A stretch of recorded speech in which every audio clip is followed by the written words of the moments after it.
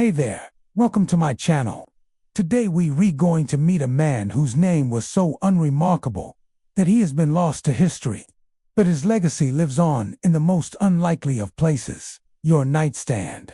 You see, this man was a clockmaker from New Hampshire named Levi Hutchins, and in 1787, he built something that would change the world, or at least it would eventually. It was the first mechanical alarm clock ever built. Now, when you think of an alarm clock, you probably picture something small with a digital readout that lets you set the time to any half-hour increment within a 24-hour day. Something that's made more complicated by the fact that it also has a radio to wake you up to your favorite hits from Nickelback. But the alarm clock that Hutchins built did none of those things. In fact, it couldn't even tell the time or do anything other than wake him up at precisely 4 a.m. This is because it wasn't designed to be a general-purpose alarm clock. It was designed to solve a very specific problem. You see, Hutchins was a farmer and clockmaker who worked in Concord, New Hampshire. He was a member of a group of people known as the New Hampshire Wheelwrights, a fraternal organization of clockmakers who shared their knowledge and techniques to improve their craft. Although records of these meetings are incomplete, they were known to have met in Hutchins' home on March 23, 1787. During one of these meetings, they discussed a challenge. As farmers, many of them had to wake up before sunrise to tend to their fields, but getting up at the right time was difficult without the help of artificial light, and candles were expensive and unreliable. So they asked Hutchins to design a clock that could wake them up at the crack of dawn, which he duly did. The following year, on January 9, 1788, Hutchins filed a patent for his invention. The patent describes a clock that consists of two connected weights. One weight controls the movement of the clock hands, and the other controls the alarm. The alarm weight starts out lower than the hand weight, and as the clock runs, the hand weight slowly descends. When the weight reaches the bottom, it pulls a lever that releases the alarm weight, allowing it to fall and sound an alarm. The exact timing of this is controlled by two adjustable screws, allowing the user to fine-tune the exact time the alarm will go off. But there is only one combination that will work, which means that once you set it, you're stuck with it. This alarm was not designed to be precise.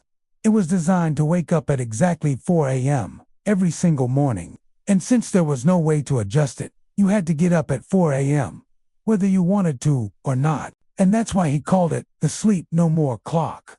After filing his patent, he set about building several of them. Unfortunately, the only one that's still around today isn't actually in working condition.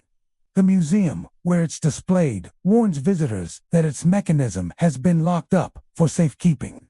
Otherwise, if someone tried to wind it up or move the hands, they could break the delicate internal mechanism. It's hard to say why he stopped making them after a couple years. There's no record of anyone buying one, though it's possible that the price scared off customers. It would have been quite expensive to make, given the amount of hand machining involved. Not to mention the cost of materials, like the special alloy used for the weights. Or perhaps there just wasn't much of a market for such a specialized machine. If you needed to wake up early, you could simply set your regular clock to 4 a.m. and let its pendulum gradually slow down until you heard the alarm. By the time it got to noon, you might be a little bit late, but better that than being jolted awake by a falling weight.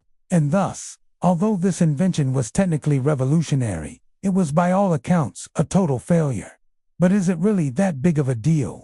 To understand why, let's take a look at the alarm clocks that came after it. It would be another 56 years before the next major breakthrough in alarm clocks. That's right. The next version of this device wouldn't be invented until 1844. And unlike Hutchins' clock, it was actually adjustable. This new alarm clock was the invention of Joseph Fison, a London-based engineer. His alarm clock consisted of a spring-driven mechanism with a cam and escapement wheel, similar to the inner workings of a pocket watch. Unlike Hutchins' invention, it was able to store enough energy to power itself for about a week.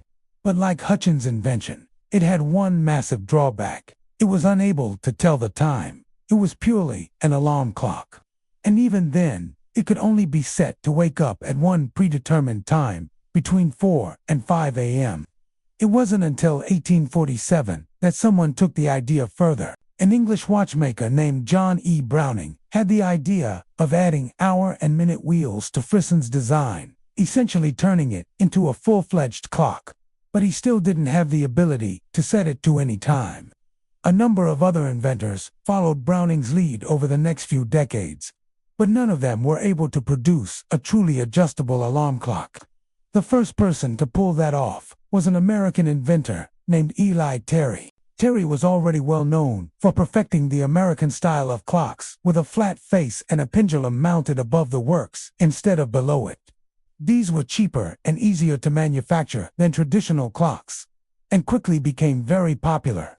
He filed a patent for his alarm clock design in 1859, just before the start of the Civil War.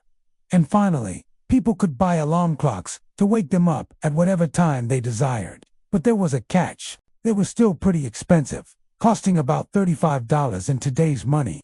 It wasn't until the 1920s and the advent of electric alarm clocks that they became cheap, enough to become common household items. Electric clocks were simpler, more accurate, and more reliable than their mechanical counterparts, and they cost less than a quarter of as much. They remained uncommon throughout the Great Depression, World War II, and the baby boom, but started becoming popular in the 1960s. When battery-powered models hit the market, these were even cheaper, easier to use, and didn't require a wall outlet, meaning they could easily be plugged into a battery bank or solar panel. Today, alarm clocks are commonplace, especially considering how many of us wake up in the morning with a notification on our smartphones. But while modern alarms can wake us up with pleasant music or the soothing voice of Martha Stewart, none of them can do it quite as reliably as a falling weight. So remember the name Levi Hutchins the next time you wake up in the morning. He might not be famous, but he certainly deserves some recognition for solving a problem that everyone can relate to, even if his solution wasn't exactly useful to anyone except himself. Thank you for watching this episode of my channel. If you liked it, consider hitting the like button or subscribing. You can watch it again and again until the end of time, or until my channel gets taken down by the long arm of the law.